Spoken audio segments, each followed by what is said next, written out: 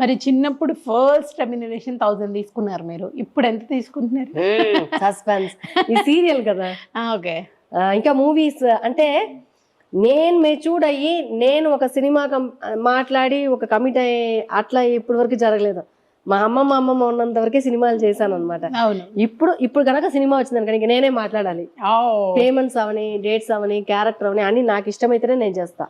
ఇంతకు ముందు పెద్దవాళ్ళు చూసి మనం చేసాం. సో అందువల్ల అది చిన్నప్పుడు తీసుకున్నాను ఒక 35,000 40,000, అంతకన్నా ఎక్కువ తీయలేదు.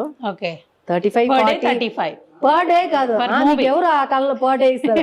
మూవీకి ఒక 10 days 15 days ఉంటుంది, ఒక 20 days, పోనీ ఒక నెలనే అనుకోండి.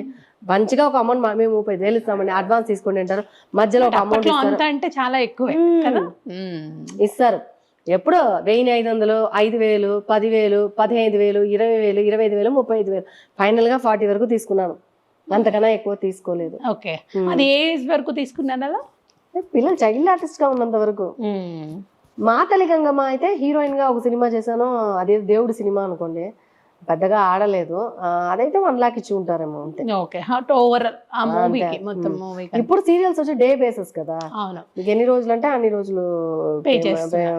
అవును. అది మాత్రం మనం చెప్పలేము. జరుగుతుంది, జరిగిన విషయాలు చెప్పొచ్చు. ఓకే.